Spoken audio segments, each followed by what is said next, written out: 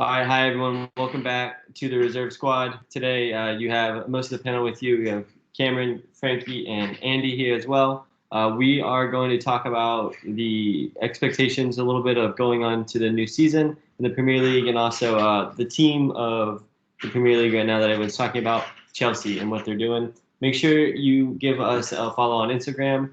It's at the Reserve Squad, and follow us on YouTube or Spotify. Subscribe, like whatever you see.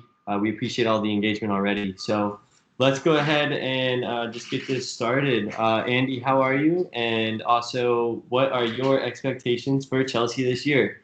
A lot of hype. So I'm doing pretty well. I'm excited to talk about this. Frank has had a pretty busy window, him and the rest of the Chelsea board. A lot of moves have happened, and honestly, this is probably one of the teams that I'm the most excited to see. I mean, we'll talk a little bit more about the transfers that'll come, but now that everyone kind of knows at least the basis of what's kind of happened with Chelsea so far, they made five key signings so far this window that are going to really help them take that next level and potentially challenge Man City and Liverpool in the next couple of years. I don't think they're going to be quite as ready yet just because they have a little bit of gelling to do. They got to figure out each other's style, establish an identity, and just get used to playing with each other. But one thing I'm most excited about with this Chelsea team is to see how Frank does now as a true manager that's coaching a team that has the skill and the team to be able to pull it off and compete for the top spot. So really looking forward to that, but excited to be here today to talk about it with you guys. Definitely. And Frankie, how you doing? Doing good, man. It's Labor Day, so I got the day off, so I get to record with you guys. Glad to be back. It's been a while. Yeah. Well, we're glad to have you back. And I see you wearing that shirt, huh? The FC. Yeah, man. Yeah. Was that? Gotta support Lionel. He's Poor been going through some hard times. It's not for the club. It's for Lionel. I'll say that. Poor guy. Anyways, that's a whole other topic. If you guys don't know, Messi's staying at Barcelona for another year, and will be looking to leave for free next summer. So that'll be a big top next year. But yeah, so Chelsea, they've made a lot of moves. Frank Lampard, as a coach, has put into place a team that he wants and the way he's going to do it. But at the end of the day, there's a lot I think that has to kind of come together for it to all work out. One, you got a lot of people moving in. Thiago Silva, I think, is a main piece of this puzzle that I think is important. I think without Thiago Silva, without getting that main center back situation, kind of down, they've been looking. They have good defenders, but none of them are world class. And you have a keeper situation that's a little unstable. So I think Thiago Silva is going to be like the biggest signing, maybe expectation wise too. I expect him to have a good year. And I think he'll be like right on it. I don't think it'll take him long. But without Thiago Silva, I don't know if everything else works. I think you can bring in whoever you want, but if you don't have the sound defense, what's the point? But Frankie, who do you think's the biggest signing they got, or maybe big ball? I would definitely agree that up there is Thiago Silva. He's a proven leader on the field. And I think he's shown that over the years. If you don't think so, then you must not really watch him very much. So I think it's really key for them because they definitely had their defensive issues last season. And him there is definitely going to solve a lot of those issues. But aside from him, I think one of the biggest pieces that they brought in this offseason was Chilwell. Because most Chelsea fans and probably others that have watched them saw that they struggled at the left back position. Alonso, he's not much of a left back. He's more of a winger. I'm pretty sure he had the worst percentage of successful tackles for any player in the season last year. So that's a big problem trying to be a top 4 club in the EPL, and being in the Champions League next year. And Chilwell for them, he's a proven EPL left back. He can get up the field and back the field and do both jobs. So I think him bringing into the team is the biggest part for them for me. Yeah, I agree. I think it's just another piece of solidifying that defense. Marcus Alonso is great at getting forward, like you said, free kick specialist, things like that. He brings things to the table that you need, but he's not going to get you the trophy I think that he wants. Andy, what about you? You got any expectations of anybody or? Yeah, so real quick, I'm going to touch on the offense a little bit, but I want to go back to the defense and just kind of highlight a few things. I know you mentioned Thiago Silva, and what I really like about Thiago Silva is that it's a free transfer. He might have some pretty good wages. He's definitely not a long-term solution, but he's that seniority, like you mentioned earlier, Cam, that they just absolutely need in that defense. Because one of the major reasons why I talked to a couple Chelsea fans, and a few of them say that some of the biggest reasons for the defensive issues is just that there's no center back that's calling the shots or making any moves or talking out there, and Kepa's not a very vocal goalie either. So not having communication issues at the back is definitely a key thing. And as we all know, Thiago Silva commands the defense, and he will definitely take ownership of that piece. So I think that's going to be a key missing piece to Chelsea. So, and you also mentioned Chilwell, great left back. He's consistent. If he can work on his defensive skills a little bit, he would be a pretty polished left back, and I'm pretty excited to see that. But for me, I think the biggest transfer is going to be Timo Werner, just because Chelsea did well this season, even with their weaknesses in the back. They still did really well, and we're still able to score quite a few goals. But there were also a couple games where they dragged on and they did not have that finishing piece, whether it was Pulisic having a bad game or Tammy's not getting in the starting lineup and Giroud's playing a little bit. They just weren't really able to kind of finish in certain key games. And I think that with Timo Werner, it'll definitely loosen that up a little bit and give them more flexibility up top, plus with the likes of Ziyech. So there's just so many attacking options. And obviously you can't not talk about Kai Havertz, who's going to be the future of that club. He's like 20 years old, 21 years old, 71 million euros, I believe. So it was roughly about probably like 80 million pounds, maybe 90 million pounds. So Frank really wanted him, made 10 phone calls to him in order to get him to seal that signature. So you could tell that he got his man. And now, like I said earlier, Frank's got a lot of pressure on him to be able to fulfill with this team. I like the Kai signing. Do you guys have more expectations for Kai or Timo this year? For this year, I think I have more for Werner, just because he's the man that's expected to get the goals, get the points for them. So I think that main fact is what is going to increase the expectations for him. When Kai, he's kind of more just dishing the ball around. I'm sure he'll get some assists, and goals under his belt, but I think Werner is the one that's mainly expected, leading the squad up front. And I'm curious to see what Werner does in terms of how he sets up at Chelsea, just because, when he was at Leipzig and even when he's at Germany, he covers a ton of ground up top. Mm-hmm. And so now that he has likes of Pulisic on his left and maybe a Ziyech on his right, he has those quality players on the side. Does he need to cover as much ground, or do they need him to stay a little bit more central to be available when they do cross those balls in? So I feel like it's going to be interesting to see how Timo's dynamic works in this side as well. Yeah, I think Timo has the most pressure right now because of Premier League goal scoring is just so highly regarded. Scoring in the Premier League isn't looked at as easy. If you get 20 goals, you're always in it for the goal, golden boot, things like that. Whereas in Spain, maybe it's like 35 goals, right? So I think there's gonna be a lot of expectations and pressure on Timo early on. I also think he has good strikers behind him who want that spot and want to play with, this lineup in the Champions League. They want to be the starting striker. I mean, you have Olivier Giroud, who's going to put the ball in the net no matter what. And then you have Tammy Abraham, who's out to prove himself as well. So I think Timo's not in a spot where he's not going to succeed. I just think that, when I look at Chelsea in the first half, I'm like, man, he's got to be putting balls in the net or he may not be playing, Whereas you look at Kai Havertz and you're like, okay, well, he's got Mount and he's got competition. He's got Barkley, but he's going to get his playing time. It's the midfield, There's just more interchangeability. So I think Kai has a better year than Timo, but I don't think we see it. Personally. I just don't think he's going to fit in right away.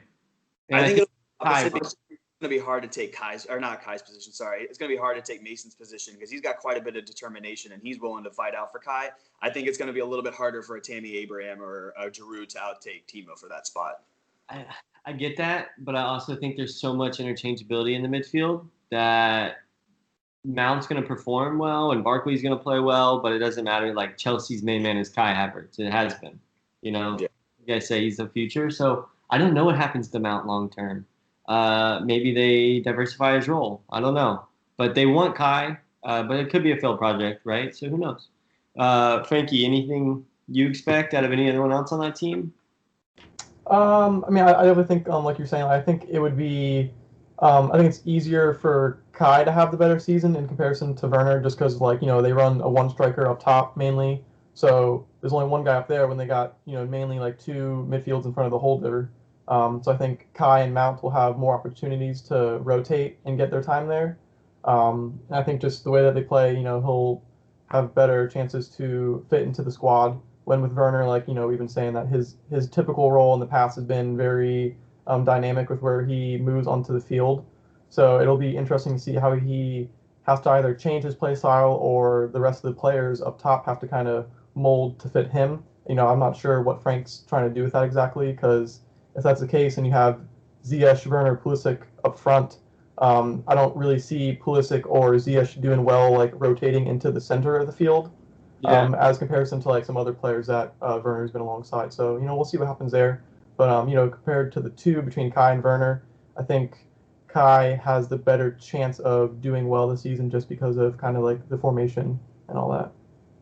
I think when you look at the defense, right, and the signings that they made, I think you can expect the defense to be, I don't know, one of the best in the Premier League on paper right now. When you have Rudiger, you have Chilwell, who's been doing well at Leicester, Thiago Silva coming in, and then you have right back as Aspi.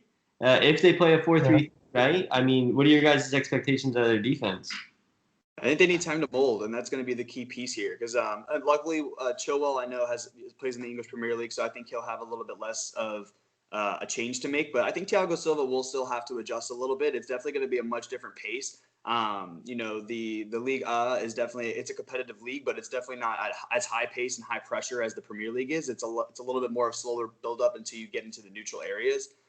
So I think it'll be a little bit of a stamina drain for Thiago just initially until he gets ramped up and acclimated. But other than that, I mean, they're definitely going to be a really solid defense. I actually think that they might play Reece James a little bit more this season, so that way they can, and Aspie might switch out interchangeably at center back a little bit for a few games too. That's the nice thing about Aspie, is that he can play any of the defensive positions and play them well. So I'll be curious to see how they do. But I think Chelsea's defense will be one of the better ones this season, depending on how well Frank can set them up and get them into his system pretty quickly. Yeah, Frankie? Yep. I'm glad you brought up Reece James because I was actually going to mention him. I feel like he's going to get a good amount of time at right back, and like you were saying, Aspie's going to play more central because I feel like he's just more solid and consistent than Rudiger has been. Zuma as well, and Christensen didn't really get as much playing time as I would have liked for him last season. So it'll be interesting. I definitely think that they will be one of the better defenses in the league. Whether or not we're going to see those type of results right away, we'll have to wait and see. But I think, like you said, Thiago's going to be a big part in that. And I think Reece will get a good amount of playing time this season, too. When you look at Chelsea, there are a ton of players on that team. So I'm really curious to see how well Frank is able to rotate them, get them playing time. I have a feeling that if some of them aren't playing by January, we could see a few more exits from Chelsea, because I think a lot of them want to try to fight for a spot now, but there's a lot of people on that roster and a lot of people trying to get there, and they'll be curious to see what happens. Yeah, and they also brought in Malang Sarr for free, too, as a young center back that's going to put some pressure on other guys at the center.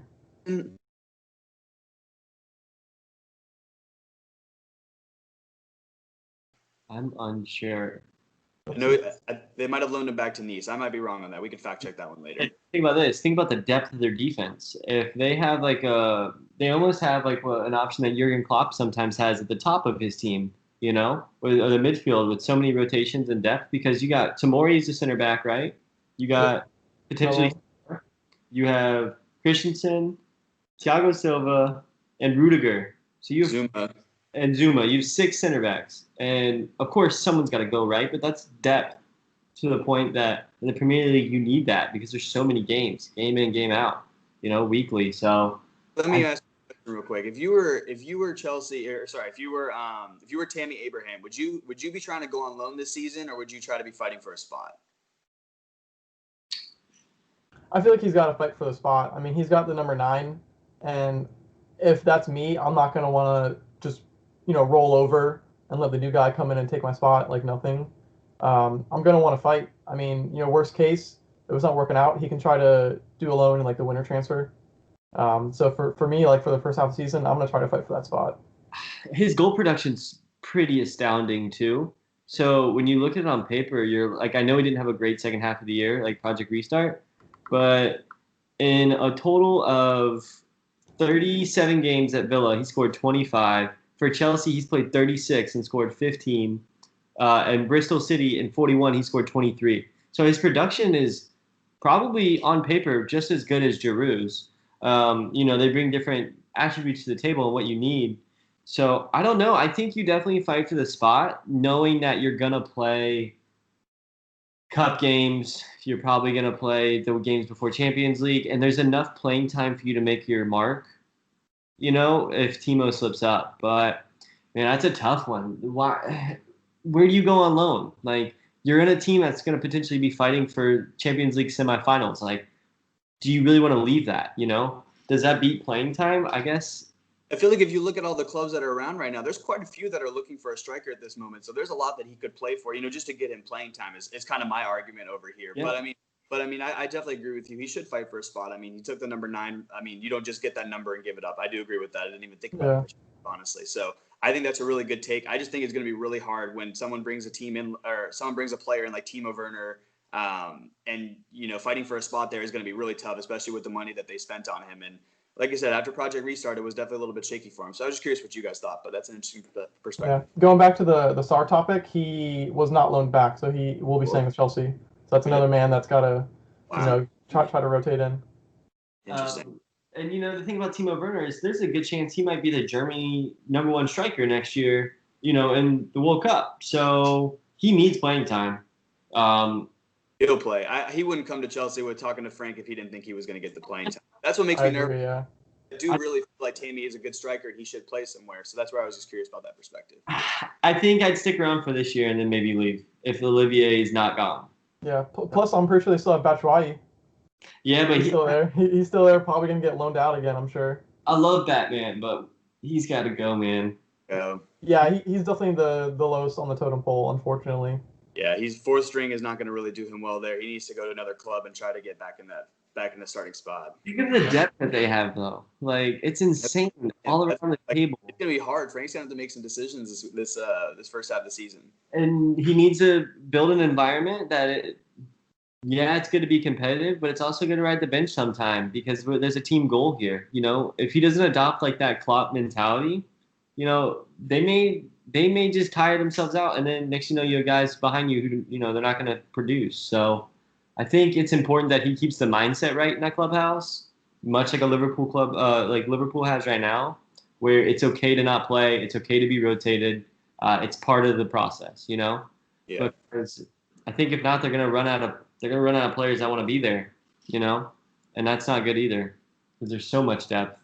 But I don't know. I think it's an interesting one. I also think Kepa still being there is interesting.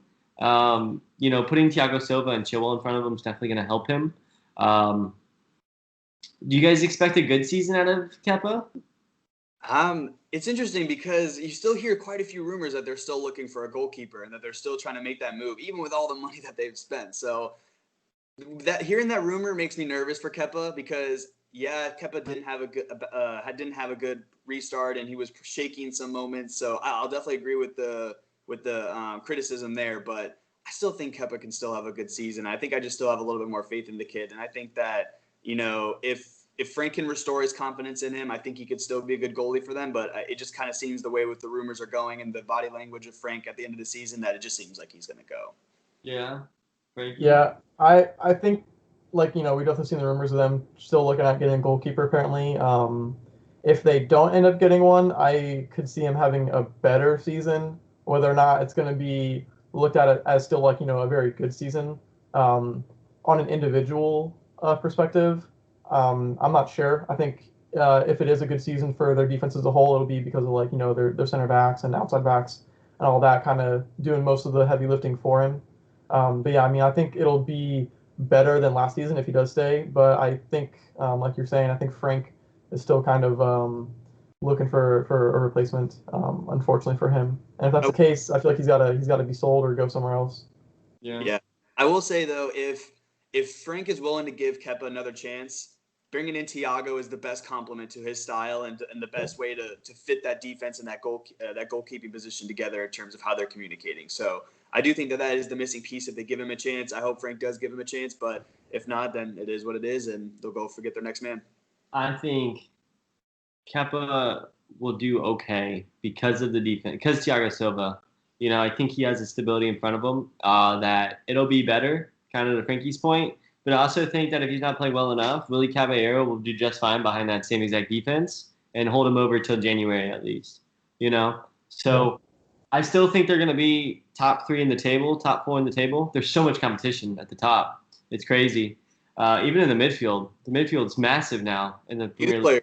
I feel bad for a player like Billy Gilmore. He's not going to get much playing time at all this season. Well, it's hard when you got Conte, and then you got, Yeah. Kai Havertz and Mason Mount both in your position ahead of you. Yeah. Could play center attack mid role. Interesting. I don't know. Now, if you're Billy Gilmore, do you stay or do you ask for a loan? I mean, Jorginho, is he officially leaving? What is Not anything official from what I've seen yet. But from what the rumor mill is putting out there, apparently it is looking like he's going to be out.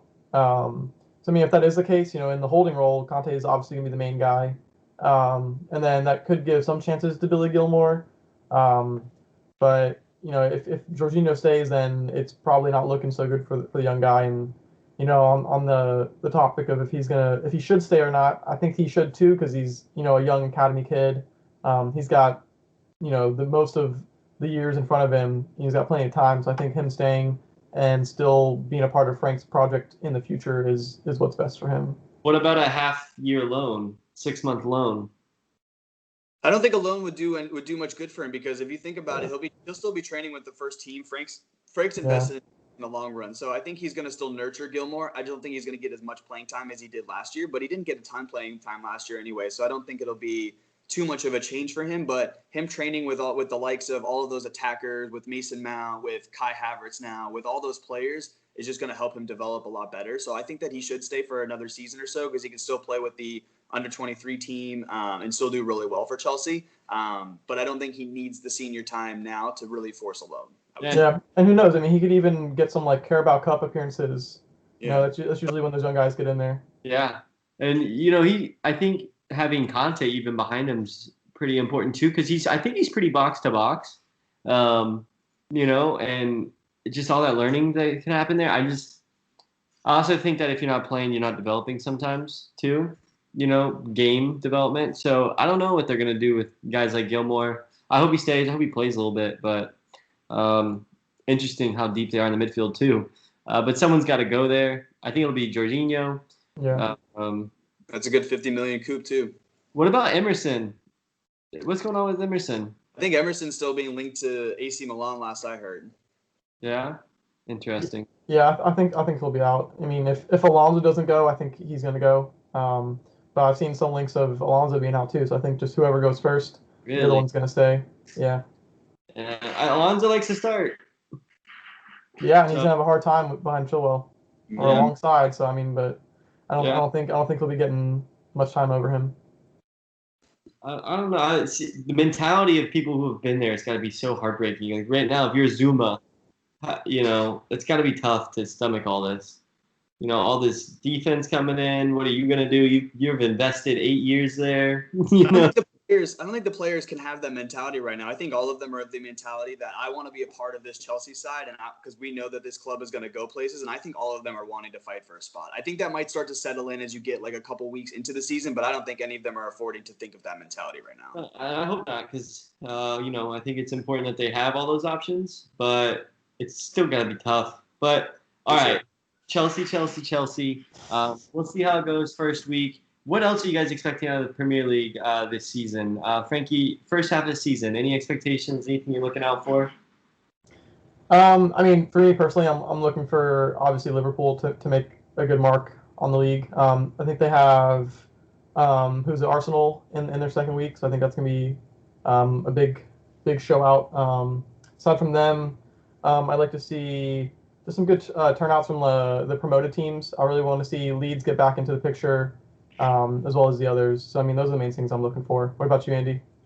The main thing for me is I'm really interested to see the mentality of each of the players and the teams at this very first weekend, because I think that with everything that's going on, I think a strong mentality and being able to get your team rallied behind this first game and get the team to play well is going to be so crucial for the season, with the schedule being so packed. So it's going to be kind of weird, but I'm going to be looking at the body language of the players even when they have the ball, when they don't have the ball. How are the coaches looking? Does it look like the team is driven and ready to play? And I think that whoever comes with the best mentality is going to have the best start to the season. So I think that's what I'm looking forward to the most. But I do want to reiterate that I am excited that Leeds is here, even though United and Leeds have quite a bit of history and rivalry against each other. But it is just good to see them back. So I'm excited to see them making moves this summer window, and I'm excited to see their first game and just see how big of an impact that they make. But I think the title race for the top is going to be interesting between Liverpool, City, and potentially Chelsea. So I'm really curious to see who comes out strong and who wants to lead that pack in the beginning. Come on. You don't think United's in the race? Yeah. It's a little bit of work to do. I think that they can, but unfortunately, if we don't fix anything defensively, we're just in trouble. Well, we'll see. I Yeah, think. you still got time. Yeah. It's definitely possible, but at this current moment, I think those are definitely the three teams that could be competing for it. As long as I get Champions League, I'm happy. But I'm just curious to see how it all unravels because there's still a lot of time left. And what are your United expectations are Champions League? Yeah, I think so. FA Cup, anything like that? I mean, I would love to win all those cups, but I think first and foremost, we need to keep that Champions League. Every other year, we're bouncing between Champions League and Europa. I'm not loving it. I definitely want us to be in Champions League, and it's top competition to be at.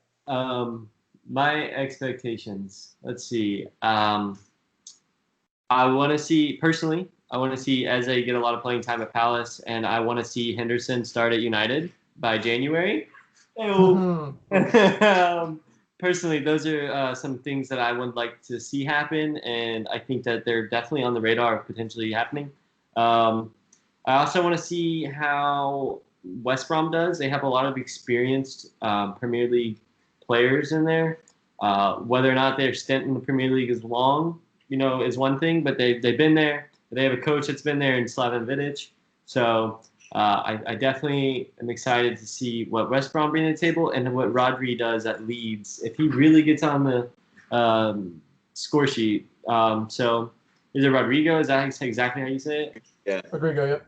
Yeah, I'm excited to see how he kind of meshes there. They've been going from an out-and-out like Premier League style striker and Patrick Bamford, just big hold-up play, and they're moving a little bit to more of a Spanish-style striker. So let's see what happens. But good to see Leeds back.